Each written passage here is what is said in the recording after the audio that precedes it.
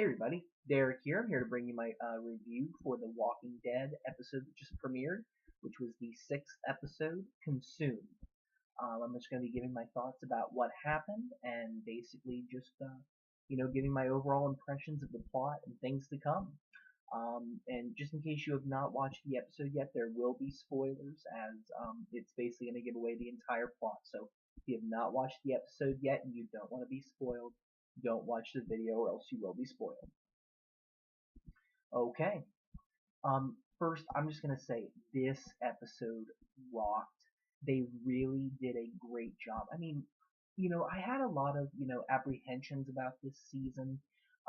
Once they killed off the hunters and basically split the group apart again, I had a lot of concerns about, repeating season 4, and we all know how, those episodes went.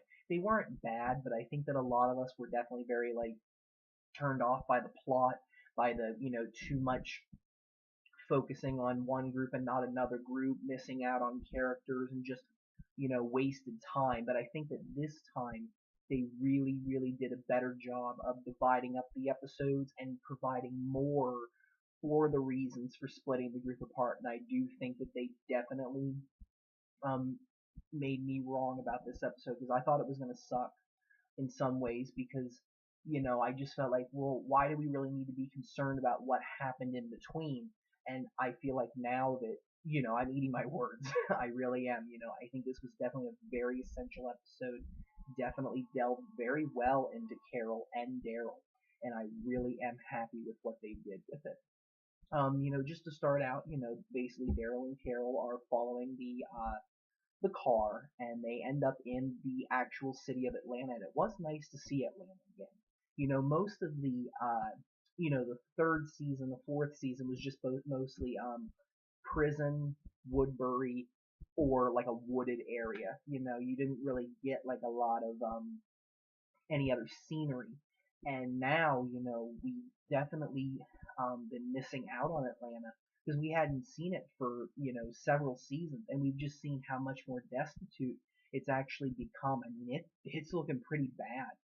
Nothing got better in the city. Not like you were expecting it to, but it's pretty much just, a bunch of trash everywhere, dead bodies, walkers, what you would probably expect. And I mean, it was just absolutely, terrible. It's like going into a big ghost town. It really is. And they end up getting there, and their car runs out of gas, so they can't follow the vehicle anymore. But they know that they're in a pretty good vicinity that they would be able to, see where these people are. So they take shelter in what actually was an abuse shelter, if I'm not mistaken, that Carol and Sophia stayed at before it started when Ed was basically being abusive to Carol and Sophia. And it was really interesting, seeing, just how Carol had that experience there. And there was a mother and a daughter that were walkers inside the facility, and Carol's getting ready to go kill them, and Daryl goes, "No, you don't have to." And I think that in some ways, I think it reminded Carol too much about what happened. And I think that that was part of the reason why she wanted to kill those walkers, just so that way they didn't have to remain in that place anymore. Because part of me thinks, that maybe they were staying there because of the fact that they were, again suffering from an abusive relationship, and they were just there when the zombie apocalypse started. That's just where they happened to be. And I think that in some ways, I think that Carol, maybe didn't want to see them suffer anymore, and it reminded her a lot about, what happened with her and Sophia. So I think that's part of the reason why she wanted to take care of the walkers, and Daryl does take care of them off screen and burns the bodies. So he does it for Carol, and Carol thanks him for that. And I just think that the Carol and Daryl conversations in this episode were so good, and they didn't waste. And I feel like it was very, even though it was very succinct. They didn't really say a lot. It wasn't like the in-depth kind of conversations that Daryl and Beth had last season. I noticed that difference, and they were just very specific and got to the point. And you can just see how much these two need each other, as survivors, because really they can identify with each other, which is something that we've identified as fans. And, just seeing the way that Carol views the world now, kind of like maybe not as hopeful, as Daryl is. And in some ways you do see that Daryl has grown. And I think she describes that to him, if I'm not mistaken, that he was a boy and now he's a man. I think that he's definitely done a lot of growing, and you see that in Daryl. And I think that part of the reason was Carol's influence on him as a new mother figure. And again, I mean, people are going to debate the extent of the relationship with Carol and Daryl, or with Daryl and Beth, with any character. You're going to debate just how, close are they, or what kind of a, relationship are they going to have. And I just, I think that, they were like this close to, laying in the bed, and I bet you a bunch of fans out there were going, come on, get together, get together. But I'm glad they did. I just don't think that it was the right time. And again, I look more at Carol and Daryl that as a mother and son kind of pair than lovers. That's my opinion. Again, you guys are welcome to have whatever opinion you would like, but I just think that they act more as a mother and son, and I think that each one of them, it gives them something that they need. So we had that happen. We also had flashbacks happening in this episode, and I really, really liked them because they didn't really, go too in depth necessarily. Yeah, it showed Carol actually, right after Rick had basically kicked her out, said bye bye, you're going on your own. She actually, what's kind of interesting is she actually took refuge in a law firm, and I kind of chuckled a little bit because that's what I'm studying. And one of the things that I look at, is it's like, well, she just went to the place that technically you would go to if you're in, trouble. And that's the thing is, technically if Carol would have done something like this in the real world, she may be getting tried for murder. There's no doubt about that. But something that I found interesting was, the laws and the rules kind of change once you get into a zombie apocalypse. And one of the things that, the law kind of looks at, was something legally wrong? Not necessarily all the time was it morally wrong, because I mean, really there's a fine line between moral and legal. And you see that, people coming in, into those kind of clashes, just in regular life, or, you see it on the TV, people talking about, well, should they have done this or should they have done that? The lines are very, thin for both. And it really is, a good question. Like, well, did Carol do the right thing or not? And I think that we see, she kind of still struggles with that, and going back and forth between, who she was and who she wants to be. And I liked how, she described herself, right after they dealt with a lot of things, in the episode. It was right near the end where they were staking out Grady Memorial after the van. And, she was saying, how the world consumed her, and I thought that was a very interesting thing, because she talked about, when I was at the prison, I became somebody that, like basically the old person that I knew, totally went away, got burned out. And, I became someone at the prison that I would have wanted to be before all this happened, be the strong kind of mother that she wanted to be for, Sophia, take charge. And, the thing is she was able to do that for a while. And, you saw her in the, she was part of the council in the fourth season. She definitely had grown then as a character. But then the moment that she killed Karen and David, that person completely got burned away as well, and she became something new. And, I think that she compares it to, and kind of like how Daryl says, we're not ashes, we're still here. And I think that, that's like the fine line between, how much of you can get burned away before you're just nothing, or you're just a walker, or you're just, walking around with no purpose waiting to die. And I think that that was a very interesting dynamic, and the two of them trying to discover, what is their purpose. And, seeing Daryl saying, hey, we can start over, okay? And he said it's essential that we start over.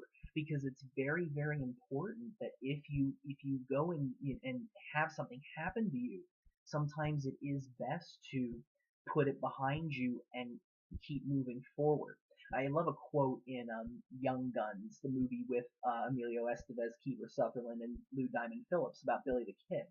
And one of the things that Doc, played by Kiefer Sutherland, said was, life is like a 10-cent like book, like a dime novel in a store. When you're done with it, you just close the book and you start a new one. And it's kind of like how life is. Yeah, maybe your life is a book. You close the book, you start a new chapter.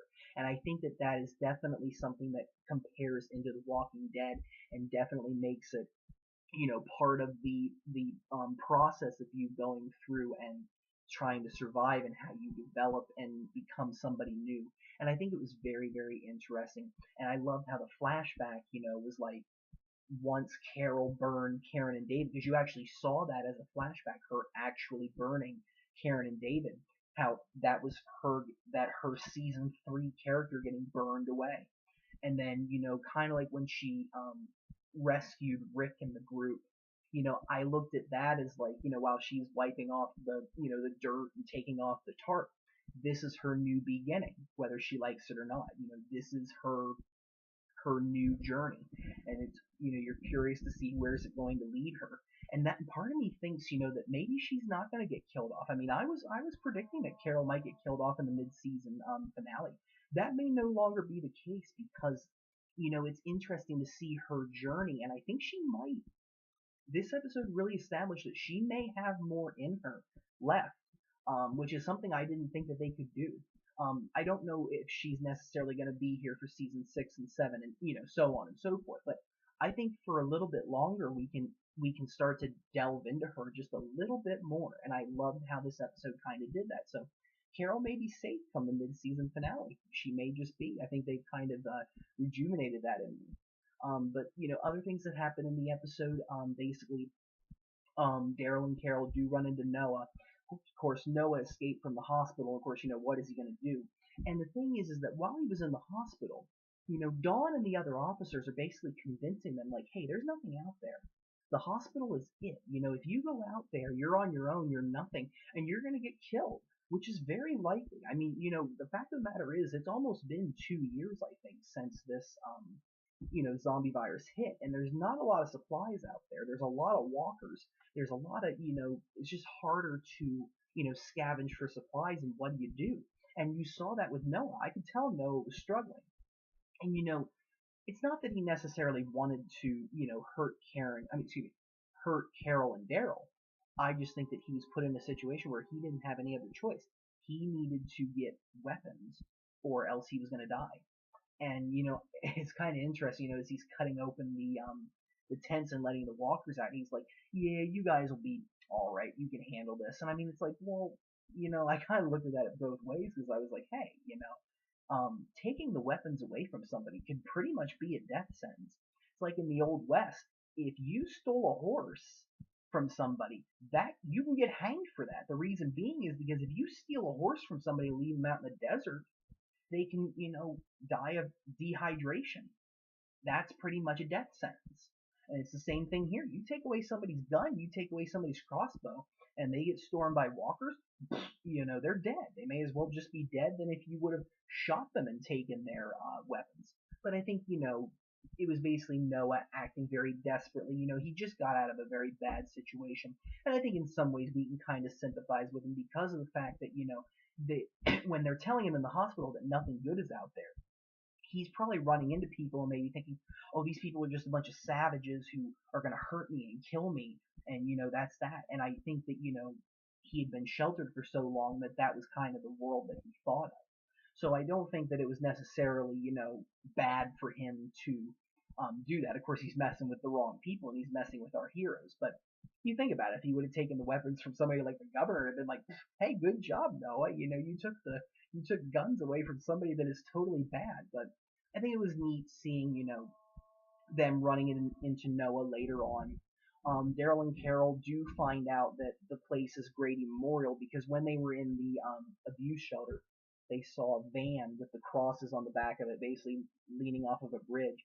So they go out there, and it was sick, them getting in the van and going over the bridge. I was like, oh, that was pretty neat, and that was definitely a very neat scene. Carol was a little bit injured. I think she had a sore shoulder or something. Maybe it was dislocated, but they didn't necessarily get too injured, but they weren't like ready to just get out of that van and run away. So it was definitely very interesting. And of course, it was raining walkers right on top of them. Definitely very neat there.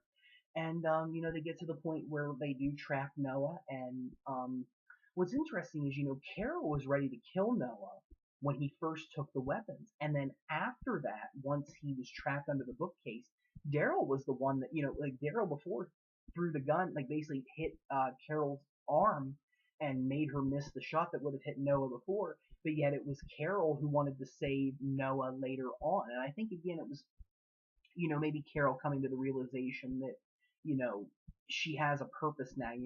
Daryl saying, hey, we need to try to save people. I think she took that in, and I think that in a lot of ways, again, you see how these two balance each other out. So I really liked how they did that. Of course, they end up seeing another car with the cross on it. They go out there, and Carol gets hit by the car. Very devastating, to see that. I mean, she's alive, but definitely not in a good way, because the sneak peek shows that she's definitely hurt pretty bad. So we basically get left off with the point where Noah and Daryl are going to go back to get the group and take them to the hospital. So that's going to be something that we're looking at towards the next two episodes. And next week is going to see everybody. We're going to see Abraham's group, we're going to see Rick's group, and we're also going to see Beth and Carol.